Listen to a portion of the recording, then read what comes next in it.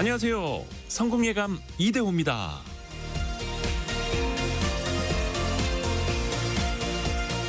몸이나 마음의 괴로움과 아픔, 즉 고통. 이 고통을 좋아하는 사람은 아마 없을 겁니다. 괴롭고 아픈 상황을 빨리 벗어나고 싶어하는 게 인간이죠. 때로는 당장의 고통을 벗어나기 위해서 잘못된 선택을 하기도 합니다. 불편한 진실을 외면하거나 어려운 대화를 미루는 것처럼요. 마이너스가 된 주식을 무작정 팔아버리는 것도 그 중에 하나일 겁니다. 최선의 선택을 내려야 하는데 당장 겪게 되는 이 고통 때문에 최선이 아닌 차악 혹은 최악의 선택을 불러오기도 합니다.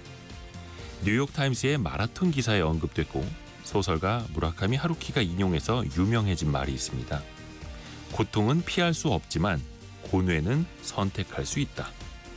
상처를 피할 수는 없어도 그 상처 속에 이 나 자신을 계속 가둬둘 것인지 여부는 나 자신이 선택할 수 있습니다.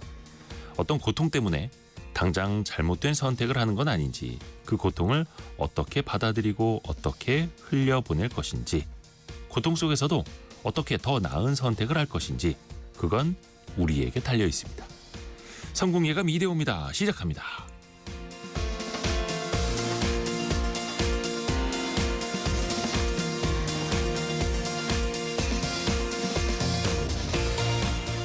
안녕하세요. 이대호입니다. 자, 오늘은 4월 30일 수요일, 4월의 마지막 날이죠. 내일부터 그 유류세 인하 폭도 조정이 돼서 오늘은 좀 기름을 넣어야 하는 날.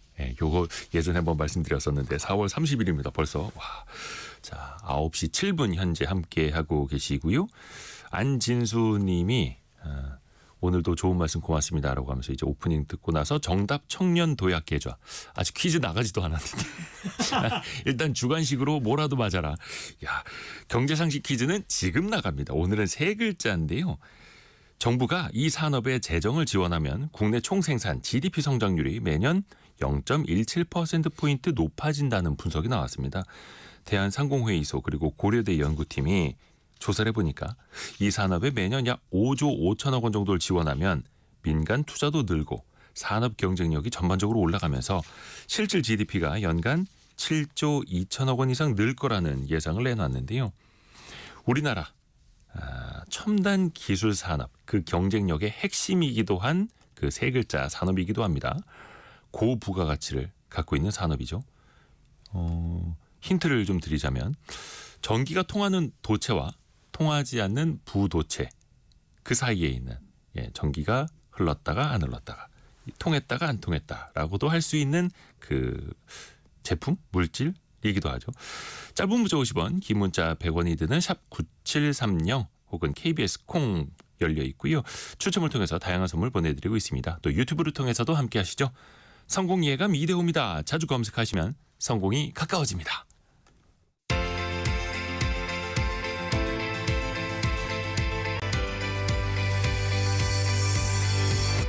KBS 1라디오 성공예감 이대호입니다. 자, 오늘의 경제 뉴스 한국경제신문 강영현 기자, 파이낸셜 뉴스 이환주 기자 함께합니다. 안녕하세요. 안녕하세요. 자, 강영현 기자는 어떤 소식 준비했을까요? 네, 지금 SK텔레콤의 유심정보 해킹 사태의 수습이 어려운 상황인데요. 업데이트된 내용 전해드리고요. 네. 또 도널드 트럼프 미국 대통령이 취임 직후부터 이제 주도적으로 밀어붙였던 자동차 관세가 있는데 여기서 한 발짝 후퇴할 조짐을 보였다는 소식까지 전해드리겠습니다. 이환주 기자는요? 네, 로또 청약 아파트 받으려고 위장 전입은 물론 위장 이혼까지 불사한 사람들이 이번에 적발됐는데요. 불법 사례 살펴보고요.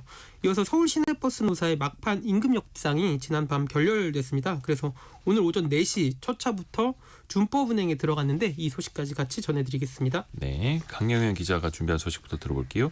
SK텔레콤 그 유심 해킹 사건. 정부가 조사한 결과가 일단 하나 나왔죠. 네. 과학기술정통부를 주축으로 해서 지금 민간합동조사단이 1차 분석 결과를 발표했는데 여기에 따르면은 이제 사용자의 유심 정보가 탑재된 메인 서버가 공격을 당했고 유심과 관련된 4가지 정보를 포함해서 총 25가지 정보가 유출된 것으로 확인이 됐습니다. 그중에 다행인 점은 유심 복제를 위한 핵심 정보인 단말기 고유 식별번호 유출은 없는 것으로 확인은 됐는데 이게 뭐냐면은 저 제조사가 단말기를 제작할 때 부여하는 15자리 숫자로 숫자로 된 번호인데 단말기 제조사, 모델, 그리고 일련 번호 등의 정보를 담은 고유 번호라고 합니다. 네. 그래서 이게 해킹되지 않았다는 게 무슨 뜻이냐 하면은 휴대폰 불법 복제 가능성이 없다는 것이라고 합니다. 그래서 이제 SK텔레콤이 지금 유심보호 서비스를 시행하고 있는데 여기에 가입하는 것만으로도 유출된 정보로 유심을 복제해서 다른 휴대폰에 꽂아서 이제 복제폰을 만드는 소위 심 스와핑을 방지할 수 있다라고 정부는 설명을 했습니다. 또 유심보호 서비스 관련해서는 예약을 신청한 시점을 기준으로 해서 만약에 사고가 발생하면은 SK텔레콤이 100% 보상을 해주기로 했습니다. 또 해킹 수법도 발견을 했는데요. 네. 서버가 감염이 되어도 관리자가 당장 알아챌 수 없어서 위험성이 큰 방식을 사용했다고 합니다. 그래서 과학기술정보방송통신위원회 위원장인 최민희 의원이 SK텔레콤에서 이제 제출받은 자료를 보면은 SK텔레콤은 당시 총 9.7GB에 달하는 데이터가 외부로 전송된 사실을 확인했다고 밝혔는데요. 이게 문서 파일로 환산을 하면은 300쪽 분량의 책 9,000권에 해당하는 양이라고 합니다. 그리고 또 개인정보위원회는 SKT로부터 유출 신고를 받은 뒤에 바로 조사에 착수했는데 또 우리나라 1위 통신사의 메인 서버가 해킹당했다는 것 그 자체가 굉장히 상징적이라고 했습니다. 다만 아직 조사 초반인 만큼 구체적인 유출 정황 그리고 유출된 항목을 모두 다 언급하기에는 이르다고도 했습니다. 어떻게 해킹을 당하게 됐는지는 아직 정확하게는 파악하지 않았다, 못했다, 뭐 이런 뜻이기도 하겠네요. 네. 나중에 과징금 규모는 어떻게 해야 될까요?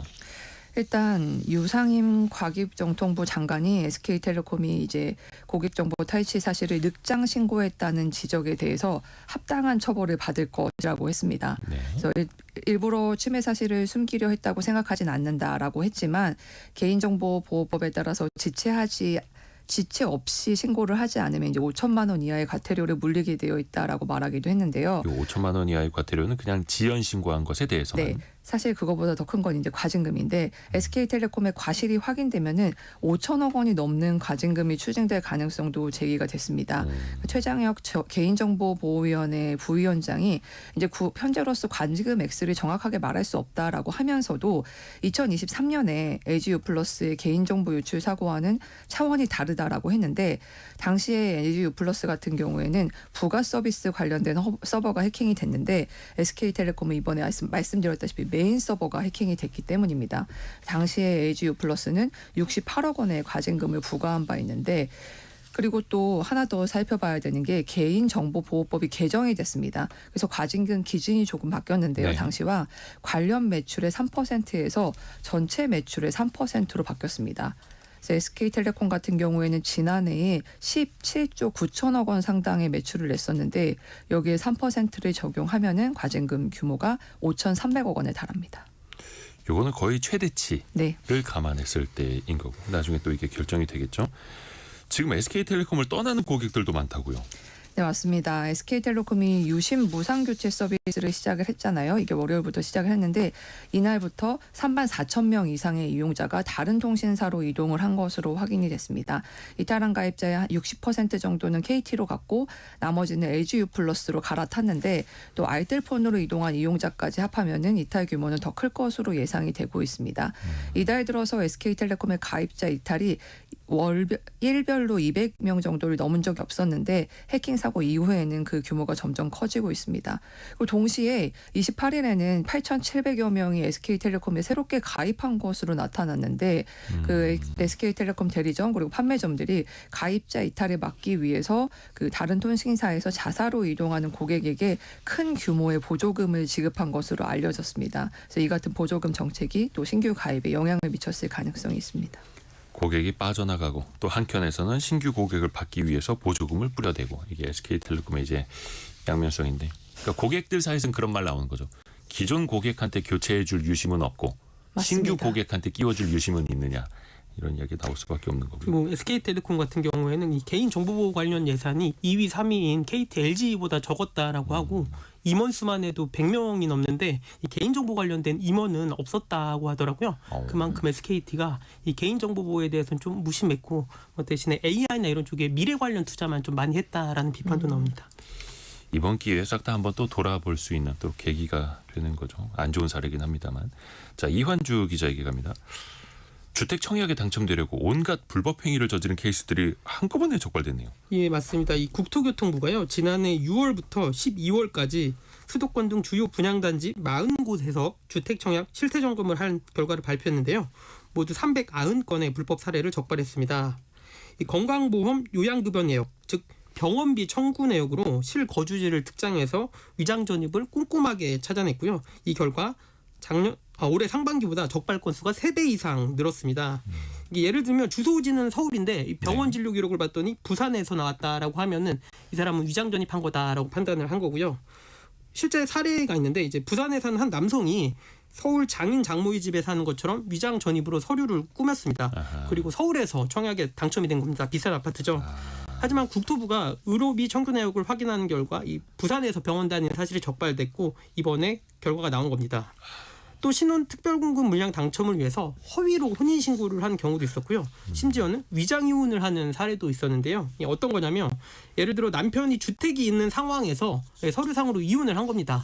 그리고 무주택자가 된 그 아내가 청약을 해서 당첨이 돼서 이 부부가 하나씩 주택을 갖게 되는 시기였습니다. 또 청약 당첨자가 분양권을 받은 뒤에 이 입주권을 파는 전매가 제한되는 시기가 있거든요. 근데 이 전매 제한 시기에 프리미엄을 받고 사실상 물건을 넘깁니다. 그리고 나서 서류상으로만 전매 제한 기간이 끝난 시기에 이 계약서를 작성하는 이 불법 전매, 이것도 적발이 됐습니다. 이번에 적발된 사람들이 이 주택법 위반으로 확정이 되면요, 3년 이하의 징역 또는 3천만 원 이하의 벌금이 부과될 예정이고요. 또 청약 당첨된 아파트 정부가 회수해 가고요. 앞으로 10년간 청약을 신청할 수 없게 됩니다. 국토부는 앞으로도 건강보험 요양급여 내역 제출을 의무화해서 이 위장 전입 등을 철저하게 막을 예정이라고 발표를 했습니다. 이렇게 부정 청약해서 취소됐던 물량들이 나중에 다시 이제 나오는 거죠. 그래서 뭐 한 5년 전 가격으로 재분양에 나오고 또 어떤 사람들은 또 이것 때문에 줍줍에 도전하고 치열합니다. 하지만 또 불법 행위는 언젠가는 잡힌다라는 거. 그 아파트 지을 때 건축 사무소들이 좀 담합을 했나 봐요. 예, 공정거래위원회가 담합 혐의로 이번에 20개 건축 사무소에서 시정 명령과 함께 과징금 총 237억 원을 부과를 했습니다. 이 건축 사무소가 이 감리라는 업무를 하는데요. 이 건물의 안전성을 검사를 하고 건물이 설계도대로 지어지는지 이 검사를 하는 겁니다. 진짜 중요하죠. 예, 맞습니다. 이 감리 업체들이 한국토지주택공사나 조달청이 발주하는 이 공공기관 건물 혹은 공공기관 아파트 사업 92건에서 입찰해서 담합을 했는데요. 이 적발된 담합 기간은 2019년 12월부터 2023년 1월까지 물량입니다. 이 감리업체로 선정이 되려면 종전에는 원래 한 30명 직원이 제안서를 작성하고 뭐 발표, 면접 등을 거치면서 큰 비용을 치러야 합니다. 탈락한다면 그만큼 손해를 보게 되는 구조인데요. 그래서 이들이 담합을 통해서 큰 비용 들이지 않고 들러리만 서거나 특정 업체를 밀어주는 방식으로 자기들끼리 일명 돌려먹기를 한 겁니다. 이번에 적발된 것 중에는 순살 아파트라는 오명을 쓴 GS건설 붕괴 현장도 있었는데요. 네네. 기억하실지 모르겠는데 2023년에 지하주차장이 붕괴된 검단 신도시 이 LH 아파트인데요. 다만 그 감리 단합으로 인해서 부실 시스공이 발생한 건지는 이번에 확인되지 않았습니다. 인과관계는. 예. 네. 그렇더라도 결과적으로 감리에서 부실 시공을 잡아내지 못했다라는 아쉬움은 남는 부분이고요. 또 담합 규모나 건수에 따라서 이 과징금은 10억 원대 후반부터 30억 원까지 다양했는데요. 이 대표적으로 적발된 건축사무소를 꼽아보자면 무영, 건원, 토문, 목약 등은 30억 원 이상 과징금을 받았습니다. 그리고 KD, 행림 등도 뒤를 이었습니다.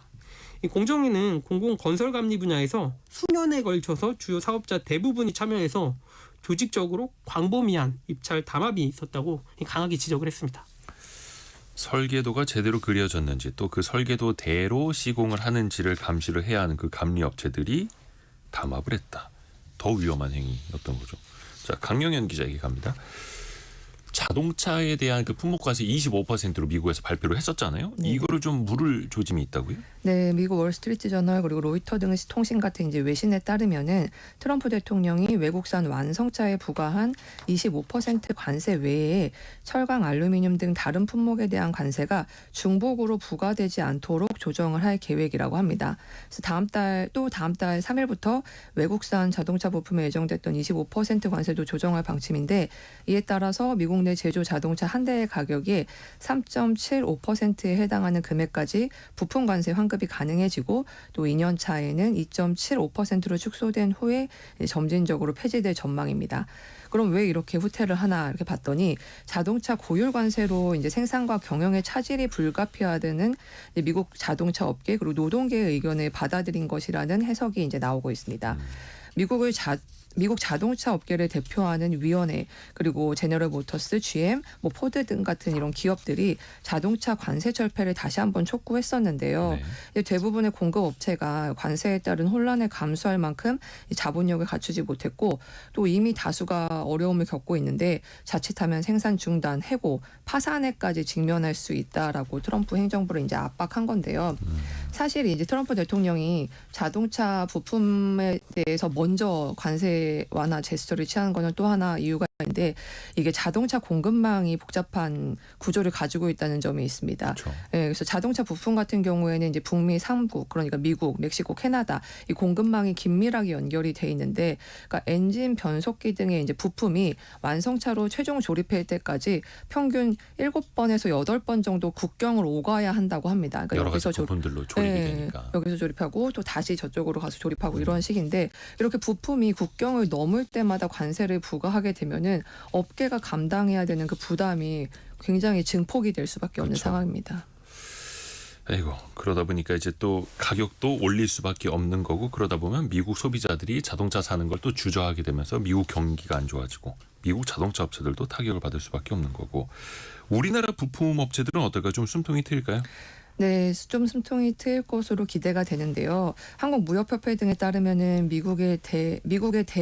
한국 자동차 부품 수입액이 135억 달러로 우리나라 돈으로 하면 이제 19조 원 정도 되거든요. 그래서 약 6%에 달하는데 한국 입장에서 봤을 때 한국 자동차 부품의 대미 수출 비중도 36%로 높은 편입니다. 특히 지난해에 한국의 대미 자동차 부품 수출액이 82억 2,200만 달러, 그러니까 12조 원 정도로 역대 최대치를 기록했는데 그래서 일단 대미 관세 완화 조짐은 긍정적입니다.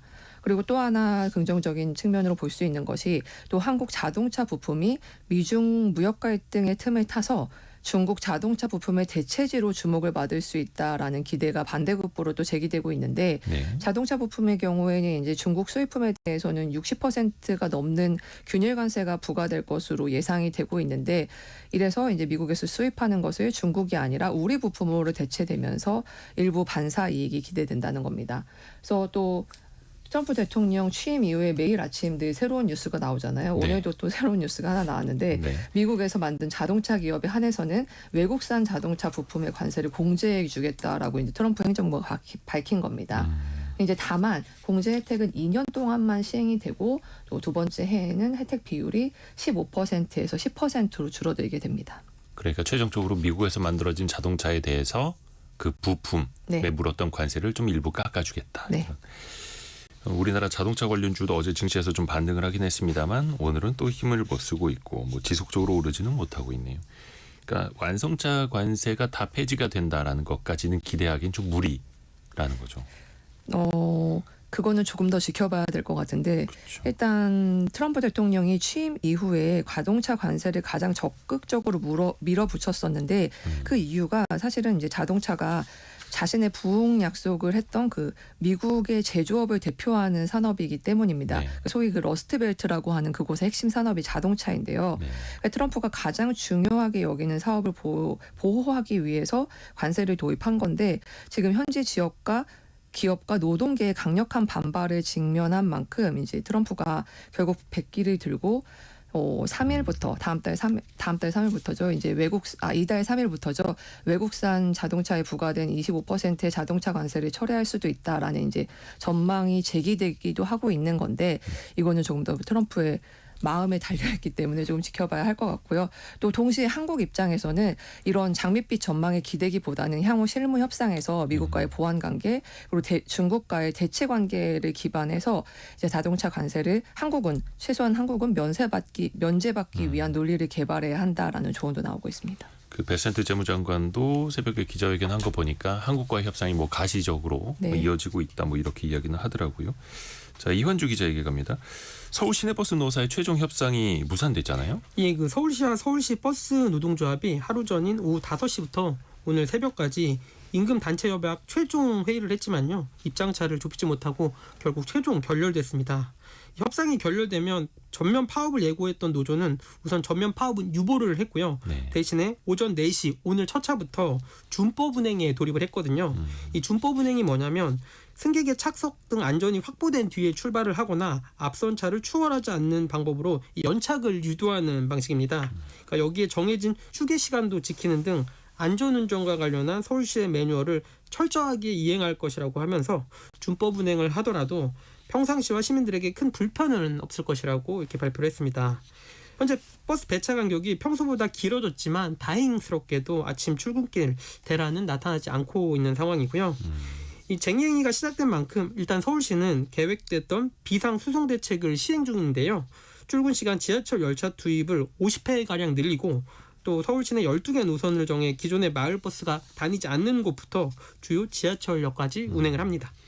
그러면 서울 시내버스 노사 사이에 어떤 쟁점이 아직까지 안 풀리고 있는 거예요? 이 가장 큰 대립 쟁점이 지난해 12월 대법원 판결로 바뀐 통상임금 적용 범위인데요. 네. 이 대법원은 지난해 기존 판례를 변경하면서 뭐 추석이나 이럴 때 정기적으로 나오는 상여금이 통상임금에 포함하라고 판결을 했습니다. 이 기본급 외에 매년 정기적으로 받는 상여급도 그 정기성이 인정이 되니까 기본급처럼 통상임금에 포함하라고 판단을 한 겁니다. 이에 대해서 이제 사측인 서울시는 인건비가 고정된 상황에서 대법원 판례를 적용하면 버스 임금 인상분을 감당할 수 없다라는 입장인데요. 이 노조의 요청대로 기본급을 인상하면 최종적으로 20% 가까이 1,500만 원 정도 더 임금이 오른다라는 겁니다. 이렇게 되면 인건비 총액만 3천억 원 가까이 늘어나서 이 재정상 감당이 어렵다라는 거고요. 또 현재 시내버스 중공영제에 따라서 관련 부채가 1조 원에 육박하는데 이렇게 많이 올리면 감당이 안 된다라는 거고요. 또 인천시나 경기도보다 낮은 서울 버스기사의 임금을 좀 현실화를 하고 현행 63세인 정년을 65세로 연장한 것 등을 요구하고 있습니다.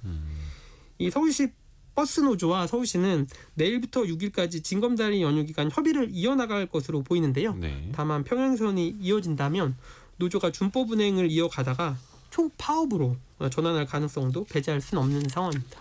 오늘 파이낸셜 뉴스 이환주 기자 그리고 한국경제신문 강영현 기자 함께했습니다. 고맙습니다. 감사합니다. 감사합니다.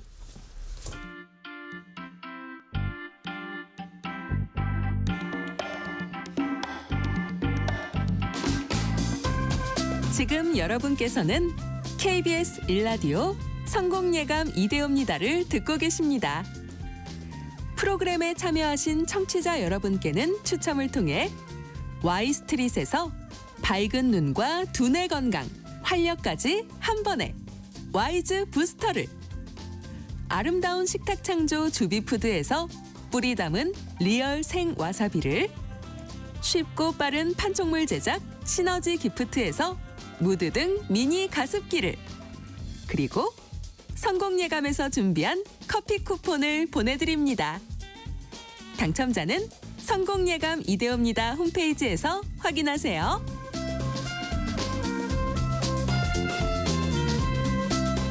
경제상식 퀴즈 한 번 더 나갑니다. 정답은 세 글자인데요. 우리나라의 대표 수출품이죠. 정부가 내년까지 이 산업에 4조 원 이상의 재정을 투입할 계획입니다. 우리나라 수출 1위 품목인 만큼 민간 투자가 이어지고 또 전후방 산업에 약 14조 원에 가까운 생산 유발 효과가 날 거다라는 분석도 내놓고 있는데요. 수출이 잘 돼야 하는데 조금 이제 힘들었던 기업이 있죠. 대표적인 게 이제 삼성전자인데요. 조금 전에 그 확정 1분기 실적이 발표가 됐습니다. 1분기 영업이익이 6조 6,853억 원, 전년 동기 대비 1.2% 늘었는데요. 잠정치가 이제 6.6조 이렇게 발표가 됐었으니까요. 잠정치랑 거의 비슷하게 발표가 된 건데요. 특히 이 사업을 담당하는 그 디바이스 솔루션 부문이라고 하는데 그 사업의 영업이익은 1조 1천억 원이었다고 합니다. 1조 1천억 원. 이것만 전문적으로 하는 SK 하이닉스는 7조 4천억 원의 영업이익을 올렸는데 하이닉스가 7조 4천억 벌어서 남길 동안에 삼성전자는 이 부문에서 1조 1천억 원을 남겼다. 이게 이런 일이 대한민국에서도 또 생기고 있습니다. 하여튼간 두 회사 모두 이제 잘 하시길 바라면서 정답 많이들 맞춰주셨는데요. 6657님은 HBM이라고 올려주셨네요. HBM은 요거로 이제 D램을 여러 층 8단, 12단, 16단까지 이렇게 쌓아 올리는 걸 말하죠. 김은희님, 나도 성과급 받고 싶다. 이렇게. 요것도 잘 만드는 회사들이 성과급을 또 많이 뿌리기도 하죠. 7563님은 지금 S 반도체 그 회사로 업무차 이동하고 있다고 하시네요. 그리고 6787님, 요즘 이 회사 흐름이 좀 좋지 않다라고 주가 때문에 속상하다라는 말씀도 올려주셨고요. 아이고, 여러분이 생각하시는 그 정답 3글자 보내주시면 됩니다. 짧은 문자 50원, 긴 문자 100원이 드는 샵 9730 또 KBS 콩이 열려 있습니다.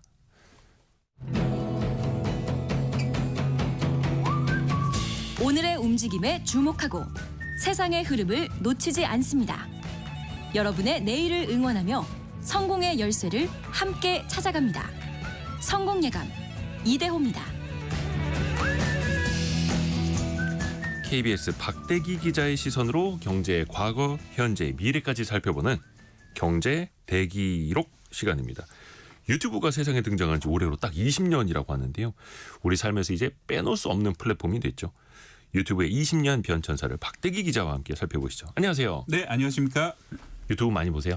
네, 사실은 중독자죠. 뭐. 요즘 뭐 빼놓을 수가 없죠. 네, 아마 먼 훗날 보면은 2020년대 지금은 유튜브의 시대라고 아마 기억이 될 겁니다. 그렇죠. 인간에게 가장 중요한 것 중 하나가 미디어인데 사실은 뭐 지상파 방송, 신문 이런 것들이 아니라 유튜브가 가장 크고 가장 중독적이고 가장 지배적인 그런 미디어가 됐습니다. 이제는 또 그 라디오 방송을 유튜브로 다시 보시는 분들도 네. 많이 계시고요. 요즘에는 그 쇼츠라고 짧은 영상이 유행인데 네. 20년 전에도 짧은 영상부터 올라왔다고요. 예, 그렇습니다. 사실 아무도 모르던 것도 명절이 방금 지나갔습니다. 2005년 4월 23일인데요. 예. 딱 20년 전이죠. 지난주인데 그날 동물원에 있는 나, 미 앳 더 주라는 19초짜리 영상이 유튜브에서 올라갔는데 그게 유튜브 사상 처음으로 올라간 영상입니다. 그 유튜브 만든 사람이 올린 네, 거.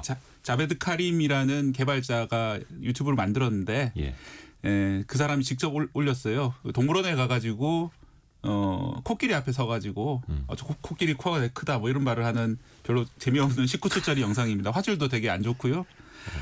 그때 당시에는 19초짜리 짧은 영상을 한 게 뭐 쇼폼 만들겠다는 의식이 있었던 것이 아니라 워낙 그 장비도 부족하고 메모리도 부족하고 또 회선도 좋지 않았던 시절이기 때문에 긴 영상을 올리더라도 보기도 힘들었습니다. 그래서 19초짜리 짧은 영상이 가장 먼저 올라간 영상이었습니다. 근데 생각해보면 그 동영상 사이트가 유튜브가 처음은 아니었어요. 우리나라에도 많이 있었죠. 네, 그렇습니다. 우리나라에도 상당히 많이 있었고요. 저도 이번에 조사해 보니까 숙명여대 안민호 교수라는 분이 쓴 글에 보면은 2000년쯤에 이미 자기들도 유튜브 같은 걸 만들었다고 그래요. 이게 올리브 캐스트라는 그런 동영상 공유 플랫폼이 있었다고 하는데 나중에 5년 뒤에 유튜브가 등장할 때 보니까 똑같더라. 이런 말씀을 하시더라고요.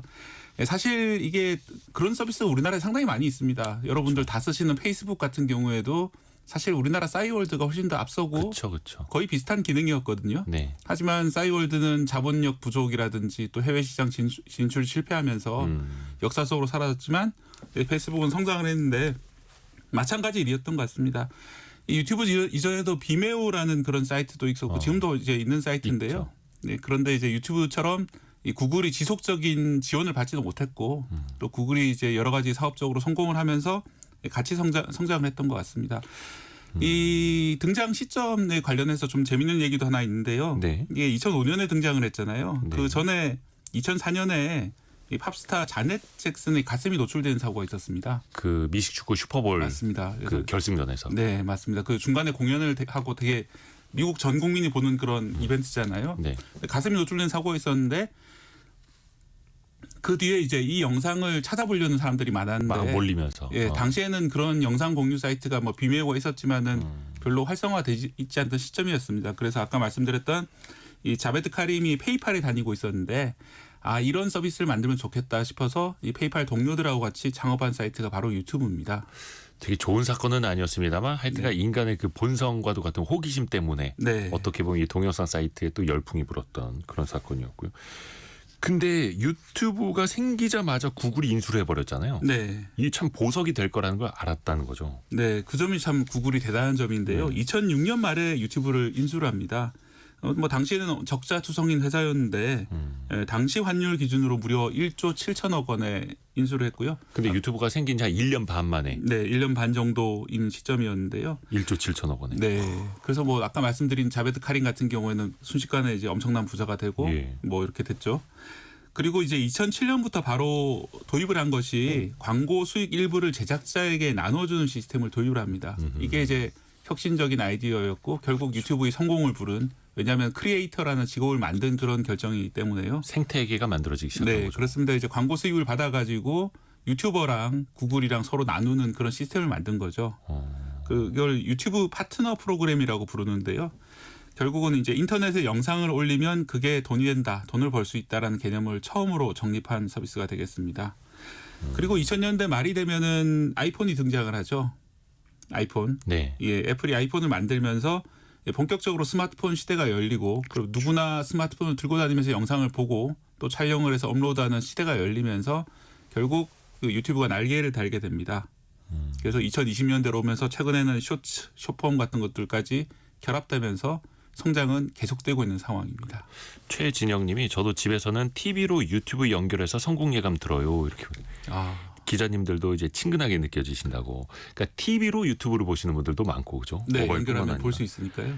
전 세계적으로 이제 다들 쓰고 있는 플랫폼이 된 건데 2006년에 1조 7천억 원. 지금의 유튜브 몸값은 얼마나 될까요? 네, 최근 몸값은 785조 원에서 한 800조 원 정도 된다라고 분석이 되고요. 요 유튜브 하나만 삼성전자의 2배. 네, 그렇습니다. 실제로 매출도 77조 원 정도 나온다고 하고, 가치는 이제 달러화 기준으로 인수 시점보다 333배 상승했다라고 합니다. 예. 그리고 구글에 의해서 세계 두 번째로 방문자가 많은 사이트고요. 지금까지 20조 개 넘는 영상이 업로드돼 있고, 20조 개요? 예, 그 유튜버 숫자만 전 세계적으로 1,000만 명이 넘는다. 이 1,000만 명이 하루 2천만 개의 영상을 올리고 있고요. 또 35억 개의 좋아요, 그러니까 뭐 전 세계 인구 절반이 좋아요를 한 번씩 누르고, 와. 댓글은 1억 개가 달리고 있다라고 합니다. 하루에? 네, 하루에 댓글이 1억 개. 예, 좋아요가 30억 번. 네, 여러분도 누르고 계시죠? KBS 1라디오 유튜브 채널에. 예. 우리 국민만 해도요. 그 모바일 인덱스 자료에 따르면요. 한 88%가 유튜브를 시청하고 계시다고 하고 하루 평균 2시간 20분 정도 유튜브를 쓰신다고 하네요. 네. 이게 진짜 우리 삶의 일부분이 이제 된 거죠. 네, 그래서 좀 너무 좀 중독되는 거 아니냐 이야기가 나오고요. 특히 유튜브는 우리나라 사람들하고 되게 인연이 깊습니다. 2010년대 초에 우리나라 한국 유튜버들이 먹방 콘텐츠를 만들고 게임 콘텐츠를 만들면서 그게 세계적인 장르가 돼버렸습니다. 아하. 예, 지금도 이제 활발하게 활동하는 세계 여러 먹방이 있는데 그 오리지널은 한국에 시작을 했고요. 또 2012년에는 싸이의 강남스타일 다 기억하시죠? 네네. 그게 이제 유튜브 최초로 10억 회 조회수 넘어가면서 이제 전기를 열었고요. 또 뭐 브이로그라든지 예능, 취미, 학습 이런 것들도 상당히 우리나라에서 시작한 것들이 많기 때문에 네. 우리나라랑 상당히 깊은 관계를 맺고 있습니다. 처음에는 남 뭐 먹는 거를 왜 쳐다봐? 남 게임하는 걸 좀 왜 봐? 이랬었는데 네. 이제 그게 하나의 장르가 됐고 우리나라가 오리지널이었고요. 그 싸이의 강남스타일도 이야기하셨는데 진짜 우리나라 콘텐츠가 유튜브를 또 키우기도 했습니다. 네, 그렇습니다. 싸이 강남 스타일도 그렇고요. 뭐 케이팝 다양하게 있지만 아기상어도 그랬죠. 예, 아기상어 같은 경우에는 최초로 100억 회 조회수를 넘긴 콘텐츠인데, 지금 나가고 있는. 중독성이 너무 심해가지고. 예, 그렇습니다. 지금은 150억 회를 넘겼습니다. 그 정도로 유튜브 전체 모든 콘텐츠 중에서 역대 1위를 질주를 계속하고 있는, 끝없이 150억 질주하고 회면 있고요. 전 세계 인구가 2번씩은 봤다는 거 아닙니까? 네, 그리고 산술적으로. 예, 핑크퐁이 만든 것인데 핑크퐁 그 구독자도 2억 5천만 명이 넘는 그런 지경으로. 요거는 이제 아기 키우는 집에서는 다들 공감하실 겁니다. 거의 무한 반복 아닙니까, 집에서. 그리고 또 새로 태어난 아기들은 이게 또 새로운 문물로 받아들이게 되고. 네. 이게 구독자들 입장에서 보면 그냥 영상을 보기만 하는 것뿐인데 기업의 수익은 그럼 어디서 나는 어떤 구조인지도 좀 알려주세요. 네, 가장 큰 건 광고 수익이죠. 예. 이 영상 시작 전이라든지 영상 중간 또 영상 끝날 무렵에 또 광고가 뜨잖아요. 그러면 그 광고 수익을 유튜브 혼자 먹지 않고 유튜버랑 이제 구글이랑 반 정도씩 나눠서 네. 45대 55다 이런 얘기가 있는데 뭐 그 정도씩 나눠 가지고 유튜버한테 지불을 해주고 또 나머지는 이제 플랫폼을 유지하는 구글이 먹고 하는 식으로 이제 광고 수익을 많이 받게 되고요. 또 유튜브 프리미엄이라는 유료 구독 서비스가 있는데 그렇죠. 예, 거기서도 이제 수익이 유튜브 입장에서 나는 거고요. 또 채널 멤버십이라고 그래서 특정 채널에 이제 구독하는 서비스도 있습니다. 뭐 그런 것도 유튜버하고 구글로 나눠 먹고요. 슈퍼챗 뭐 이런 것들을 통해서 다양하죠. 결국은 이제 플랫폼을 하는 구글에서 이런 식으로 여러 가지로 많이 떼가기 때문에 뭐 우리 속담에도 그런 게 있지 않습니까? 그 제주는 곰이 피우고 돈은 왕서방이 가져간다 이런 네. 얘기처럼. 딱이네요. 네, 그래서 이제 구글이 너무 왕서방 역할을 하는 것이 아니냐 이런 뭐 질타도 많이 나오고 있는 상황입니다. 제주는 유튜버들이 부리고 돈은 이제 구글이 더 많이 벌어가고. 네. 근데 또 그게 또 플랫폼의 힘이기도 하고요. 근데 이게 다 그 명만 있느냐? 암도 있습니다. 20년 동안 논란도 많았어요. 네, 그렇습니다. 뭐 독과점 논란 이런 것들이 대표적이 되겠고요. 미국 법원에서도 지금 소송이 이루어지고 있고요. 구글이 온라인 광고 시장 기술 시장의 3개 부분 중에서 2개에서 이 불법적인 독점을 하고 있다. 네. 원래 이제 검색 광고만 독점이 문제였는데 지금은 이제 유튜브 관련된 그런 기술들도 독점이 많이 이루어지고 있고요. 사실 뭐 전 세계 동영상 플랫폼을 독점하고 있다시피 하기 때문에 아까 이제 유튜버 수익 문제나 이런 것들도 과연 이게 온당한 수익 배분인가? 불투명해요. 네, 불투명합니다. 예. 사실은 이제 조회수 1회가 1원 정도 준다고 이제 알려져 있거든요. 예를 들어서 이제 이 영상을 한 10,000명이 보시면 이제 10,000원의 수익이 나오는 건데 유튜버한테 가는 수익이요. 네. 그럼 이게 이제 구글이 과연 2만 원을 벌어서 10,000원 정도 우리한테 주는 것인지, 알 수가 없죠. 예, 아니면 훨씬 더 많이 버는 건지 알 수가 없고요. 그리고 1회가 1원이라고 말씀드렸는데 과거에는 1회가 2원 정도였거든요. 그런데 좀 갈수록 낮아지는 게 아니냐 이런 의심이 되는 그런 상황입니다. 그러니까 구글이 일방적으로 낮추더라도 유튜버들은 할 말을 못 하고 네. 일단은 그냥 구글이 주는 대로 받아라 그러면 아이고 감사합니다. 네, 이게 또 다른 현실이기도 플랫폼으로 하고. 갈 수도 없고 네, 다른 플랫폼들 물론 시도들이 뭐 예를 들어 네이버 같은 경우에 치지직 같은 걸 만들고는 있습니다만 훨씬 규모도 적고 생태계가 없기 때문에 그렇습니다. 그리고 아까 권인숙님이 확인되지 않은 주장들이 너무 많아서 유튜브 볼 때 꼭 크로스 체크를 해야 합니다 이렇게 알려주셨는데 네, 사실 이게 유튜브 때문에 벌어지는 사회적으로 안 좋은 현상도 많잖아요. 네 그렇습니다. 이게 필터 버블이라고 그러는데요. 유튜버는 알고리즘을 통해서 이렇게 계속 영상을 추천해 주는 식으로 굴러갑니다. 그렇죠. 이 유튜브 알고리즘은 결국 그 이용자를 끝없이 유튜브 안에 가두는 것이 목적이기 때문에 예를 들어서 이 사람이 이 음모론을 좋아한다고 그러면 그 음모론에 관련된 영상을 끝없이 계속해서 틀어주는 겁니다. 그래야 이 사람이 유튜브를 안 떠나잖아요. 네. 네, 그런 알고리즘이 돌고 있기 때문에 결국은 음모론이 더 확대 재생산되는 그런 틀이 되는 겁니다. 계속 확증 편향에 빠져버리게 되고 예. 유튜브는 또 계속해서 그걸 보여주게 되고 그래서 스스로 뭔가 노력을 해야 되지 않습니까? 거기서 빠져나오려면. 네. 그래서 이제 아예 다른 영상을 봐야 되는데 저도 그래서 이제 유튜브를 아예 로그아웃을 하면은 좀 볼 수 있지 않을까 생각이 들었는데 한번 로그아웃 해보셨나요 유튜브에서?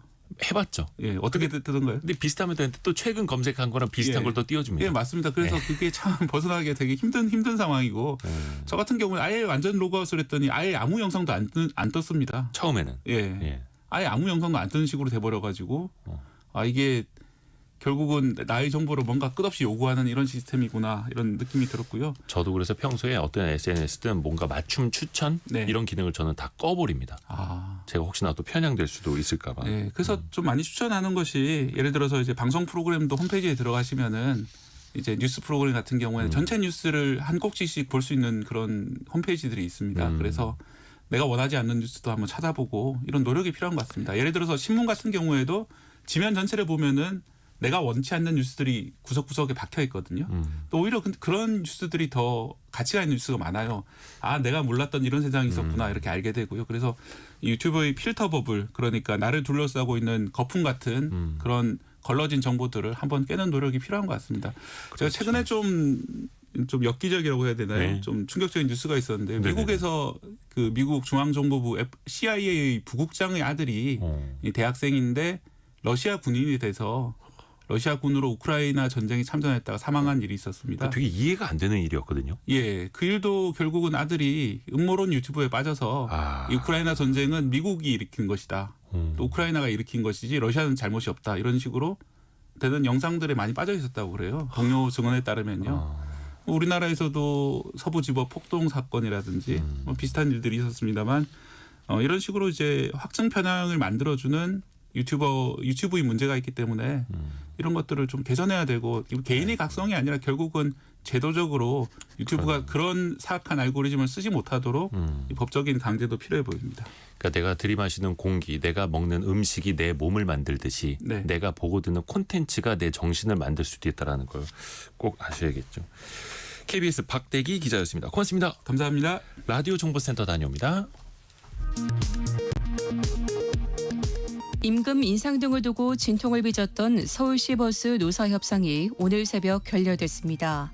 서울 시내버스 노조는 총파업에 들어가지 않는 대신 오늘 오전 4시 첫 차부터 이른바 준법 투쟁에 돌입했습니다. 미국 트럼프 행정부가 외국에서 수입한 부품으로 미국에서 자동차를 만드는 기업들의 관세 부담을 2년 동안 한시적으로 줄이기로 했습니다.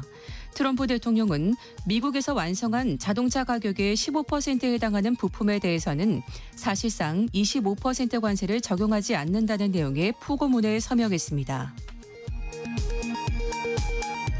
3월 전 산업 생산은 2달 연속 늘었지만 소비와 투자는 다시 감소세로 돌아섰습니다.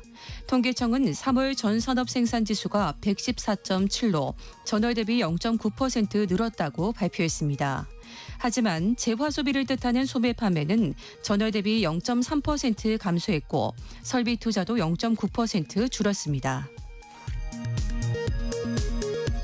삼성전자가 올해 1분기 갤럭시 S25 판매 호조와 메모리의 선방으로 시장 기대를 웃도는 실적을 냈습니다. 삼성전자는 연결 기준 올해 1분기 영업이익이 6조 6,853억 원으로 지난해 동기보다 1.2% 증가한 것으로 잠정 집계됐다고 오늘 공시했습니다. 지금까지 라디오 정보센터 뉴스 정한나였습니다. 우리나라 소비시장의 변화를 살펴보는 시간 트렌드 팔로우입니다. 서울대 소비자학과 한다희 박사 함께합니다. 안녕하세요. 안녕하세요. 우리가 한 번씩은 계속 복고 트렌드, 레트로 열풍에 대해서 들어보잖아요. 네네. 또 최근에는 좀 다른 흐름이 있습니까? 네, 맞습니다. 몇 년 전에 유행했던 복고와는 좀 특성이 달라졌는데요. 네. 과거에는 우리가 옛 것을 현대적으로 새롭게 해석하는 그런 흐름들이 주를 이뤘습니다. 그래서 당시에는 이런 흐름을 새로운 복고다 해서 이른바 뉴트로라고 불렀었는데 뉴 레트로, 뉴트로. 네. 그런데 최근에 유행하는 이 시장에서 주목받고 있는 복고는 굳이 새롭게 꾸미거나 현대화하지 않고 그 시절을 좀 있는 그대로 복원하려는 그런 진짜 복고가 강해졌다는 거죠. 네. 그래서 요즘은 가능한 한 그대로 그것을 다시 꺼내는 것. 그때 그 모습, 그 분위기, 그 감성 자체를 그대로 꺼내는 것이 트렌드로 좀 자리 잡고 있습니다. 한 2000년대 초반 뭐 예를 들어 응사, 응팔 이런 시대까지는 이제 복고가 좀 왔었는데 네네. 요즘엔 더 거슬러 올라간다고요. 네네, 맞습니다. 요즘 레트로 이 복고 열풍은 단순히 90년대나 2000년대 이 Y2K라고 불리는 요 감성에만 머무르지 않고요. 네. 1970년대, 80년대 한참 옛날이던 이 그 시절 감성까지 통째로 소환이 되고 있는데요. 바로 넷플릭스 드라마 폭삭 소가수다의 열풍 때문입니다. 네, 이 드라마가 불러온 7080년대의 이 복고 감성이 요즘 많은 소비자분들의 마음을 사로잡고 있습니다. 실제로 드라마 인기에 대표적으로 패션 시장이 좀 반응을 하고 있는데요. 패션 플랫폼 이 무신사나 에이블리 같은 이런 플랫폼들의 데이터에 따르면 물방울 무늬라고 할 수 있는 이 도트 무늬가 진짜 70년대, 80년대에 입었던. 그쵸. 그런 무늬가 검색량이 전년 대비해 26배나 증가를 했다고 합니다. 이제 길거리에서 물방울 무늬 입고 다니는 네. 청년들을 볼 수 있는 거예요? 네, 그리고 물방울 뭐 스카프라든지 오. 이런 것들이 굉장히 많이 팔리는 거죠. 또 꽃무늬 검색량도 2배 이상 늘었다고 합니다. 꽃무늬 이거 쉽지 않은데. 그렇죠. 그래서 이런 7080 빈티지 스타일들이 다시 유행하고 있는 모습을 볼 수 있습니다. 이게 패션의 유행이라고 하면 이제 돌고 돈다고 하는데 네. 요즘에는 가구도 이런 트렌드를 탄다고요? 네, 그렇습니다. 바로 그 주인공인 자개장. 이 굉장히 자개장 우리 인기죠. 부모님 세대 때 쓰시던 네, 건데. 맞습니다. 이 1960년대부터 이 자개장은 혼수품의 대명사였죠. 이 잘게 썬 조개 껍데기를 붙여서 영롱한 광택을 내는 이 자개장은 장수와 부귀를 상징하는 문양 덕분에 결혼을 앞둔 여성들의 로망으로 불리기도 했습니다. 그런데 최근 이 시장 데이터 분석 회사인 오픈에즈의 자료에 따르면 2025년 2월부터 4월 사이에 네이버 쇼핑에서 자개장 검색량이 189%나 상승을 했다는 거죠. 예, 굉장히 큰 상승폭입니다. 요즘 SNS 보셔도 이 젊은 부부들이 부모님 세대의 자개장을 다시 리폼을 하는 거예요. 예, 그런 형태가 많이 나타나고 있습니다. 화장대나 뭐 TV장 이런 것들로 다시 재탄생시키는 사례가 부쩍 늘고 있고요. 또 성수동이나 익선동 같은 요즘 핫플레이스에서는 자개장을 활용한 카페나 호텔도 생겨나고 있습니다. 그래서 이곳에서는 이 전통 자개 가구를 자연스럽게 녹아내서 옛 감성을 동시에 즐길 수 있는 곳으로 인기를 끌고 있죠. 저희도 80년에 저희 부모님이 이제 마련하셨던 장롱 한 10년 전에 버렸거든요. 네. 야, 이 자개장 유행이 다시 돌아올 줄이야. 그렇죠. 이게 뭐 통넓은 바지도 아니고. 그렇죠. 가구의 유행도 이렇게 돌고 도네요. 또 하나가 이 복고 트렌드가 요즘에는 콘텐츠를 만들 때도 활용이 된다면서요. 네, 맞습니다. 요즘 유튜브에서 화제인 콘텐츠 중에 그 시절의 메이크업과 스타일링을 그대로 재현하는 현상이 굉장히 인기가 많아요. 주로 2000년대 전성기를 누렸던 연예인들이 유튜브에 출연을 해서 과거의 스타일링과 메이크업을 그대로 재현하는 모습입니다. 옛날 화장법. 네네네. 그 가수 채연님이 네네. 2005년대 그 전성기 화장법을 재현해서 영상으로 엄청나게 화제가 됐었습니다. 그래서 청청 패션까지 입어주고 막 이런 유튜브를 또 선보였고 티아라의 은정님도 이 활동 당시에 진한 화장, 이 스모키 화장이 인기였었던 네. 때를 그대로 재현했고 또 그때 당시에 단발머리 스타일 중에 한쪽 이마를 이렇게 앞머리로 다 덮은 단발 스타일이 인기였어요. 네네네. 그런 것들도 그대로 재현을 뭔지 알 했고요. 것 같아요. 네, 또 윤은혜 씨도 2007년 방영된 드라마 궁의 주인공 화장 스타일을 그대로 재현한 영상을 올려서 큰 인기를 끌었는데 이런 영상들을 보면 댓글이 굉장히 재밌습니다. 이 댓글이 썸네일만 봐도 그때 그 시절이 그대로 떠오르는데 재밌을 줄 알았는데 울컥했다. 이런 댓글이 굉장히 많아요. 언니 왜 이렇게 나이 들었어? 막 이런 거네요. 언니는 약간- 그대로인데 네. 나만 직장인이 나도, 됐다. 나도. 네, 이런 얘기를 하시는 거죠. 그러니까 30대 후반 40대한테는 뭔가 추억, 네. 또 20대한테는 새로운 문화 이렇게도 되는 거고. 그렇죠, 그렇죠. 그래서 이 추억을 공유하는 댓글을 남기면서 만화만 보던 내가 벌써 직장인이 됐다, 막 이렇게 공감을 많이 하시는 분들이 늘고 있습니다. 그 만화 속 캐릭터들도 다시 소환이 되나요? 네, 맞습니다. 요즘 10년, 20년 전에 그 세월을 건너뛰어서 과거의 감성을 그대로 부활시킨 그런 인기 캐릭터들이 등장하고 있는데요. 혹시 2000년대 초반에 초등학생들 사이에서 엄청나게 인기를 끌었었던 아바타 스타 슈라고 아시나요? 저는 처음 들어봤어요. 아, 그래요? 이게 되게 유명했나 봐요. 엄청 인기였습니다. 그래요? 네, 그래서 이 캐릭터가 최근에 유튜브와 SNS에서 다시 인기를 끌고 있는데 핑크색 머리를 한 이 캐릭터인데요. 지난달에 공식 굿즈를 출시를 했는데 네네. 일주일 만에 매출 1억 원을 돌파할 정도로 엄청나게 뜨거운 반응을 또 얻고 있습니다. 또 2010년도에 투니버스라는 그 채널에서 방영됐었던 꿈빛 파티시엘이라는 네. 그런 캐릭터도 있는데 최근에 서울에서 팝업 스토어를 열었는데요.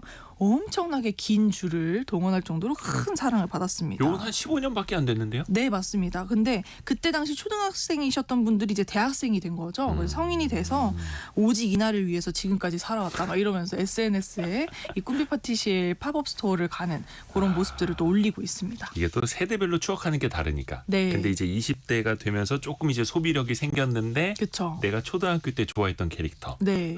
살만하죠 또. 게임도 예스러운 걸 찾아요? 네, 요즘 게임 시장에서도 이 복고 열풍이 거셉니다. 최근에 국내 모바일 게임 시장 순위를 살펴보면 네. 복잡한 현대 게임 대신에 블록 게임과 스토쿠 요런 플래시 단순한 게임. 네. 이런 것들이 대형 게임을 제치고 인기 상위권을 차지하고 있습니다. 이들 게임들의 공통점이 있는데요. 단순한 저행상도 그래픽을 구현했다는 거예요. 그래서 추억의 오락실 향수를 불러일으킨다라는 매력이 있습니다. 주요 게임 이용층은 30대에서 40대로 이 학창 시절에 레트로 IP 게임을 즐겼었던 세대가 성인이 되어서도 비슷한 게임을 찾고 있는 거죠. 이런 게임은 경쟁보다는 주로 혼자 조용히 즐기는 형태가 많아서 네. 스트레스가 덜하다. 뭐 이런 반응도 있고요. 또 요즘은 게임들이 워낙 보상 아이템 지급하고 막 계속 오게 하고 막 이런 화려하고 막. 네. 마케팅이 많잖아요. 그렇죠, 그렇죠. 그런데 이런 게임들은 그런 마케팅이 없다는 겁니다. 네. 그래서 그냥 온전히 내가 쉴 수 있을 때 잠깐 하기 너무 좋다. 또 게임 난이도도 높지 않다 하는 그런 긍정적인 평가들이 많습니다. 복잡한 세상에서 게임까지 복잡해야 되느냐 오히려 단순하게 또 돌아가는 거네요. 네, 이런 맞습니다. 이런 복고 열풍이 진짜 계속되네요. 맞아요. 앞으로도 뭐 이런 건 계속 또 돌면서 돌아오겠죠. 그렇죠. 복고는 사실 주기다 이런 말을 하는데 과거를 추억하며 소비하는 이 복고 트렌드가 최근에 안정감과 위안을 얻는 방식으로 다시 두각을 나타내고 있습니다. 특히 요즘은 젊은 세대가 이 성인 사회초년생이 되면서 사회에 녹록지 않음을 느끼고 또 경제 불안까지 겹치면서 과거를 그리워하는 소비 행태가 더욱더 두드러지게 나타나고 있는데요. 이런 불확실한 시대에 이 경기 침체와 사회적 불안 속에서 미래보다는 과거를 향해 마음을 돌리고 있는 것이 좀 자연스러운 현상이다 이렇게 분석을 할 수도 있을 것 같습니다. 그런데 복고는 이렇게 주기적으로 돌아오지만 복고가 어떻게 나타나는지는 조금 달라지고 있어요. 오늘 말씀드린 대로 과거에는 뭐 먹거리나 이런 데 좀 더 치중됐다면 요즘은 콘텐츠 이런 부분에 좀 더 활성화가 많이 되고 있고 그래서 이런 굿즈나 애니메이션 이런 것들을 다시 제작하는 이 콘텐츠 2차 생산으로 요즘은 복고가 또 등장하고 있다라는 점에서 달라진 부분도 확실히 눈여겨보시면 좋을 것 같습니다. 남영교님하고 6657님 갤러그 보글보글 오랜만에 추억의 게임 이름도 올려주셨고 이정옥님은 자개 3층장 엄마의 유품 저희 집에 있어요. 고급지고 인테리어에도 한몫하고 있네요. 이렇게 또 보내주셨고요. 자개장이 다시 또 주목받는 시대가 올 줄이야. 네. 2025년의 모습입니다. 서울대 소비자학과 한다혜 박사였습니다. 고맙습니다. 감사합니다. 저희가 2부에서는요. 미래의 생활사전으로 송일아 기자와 함께 돌아올 텐데요. 트럼프 대통령 취임 100일을 맞아서 미국 현지 분위기부터 또 일론 머스크의 어떤 특권 계급 논란까지 같이 한번 또 들여다봅니다. 같이 뉴스 들으시고요. 10시 5분에 금방 다시 뵙겠습니다.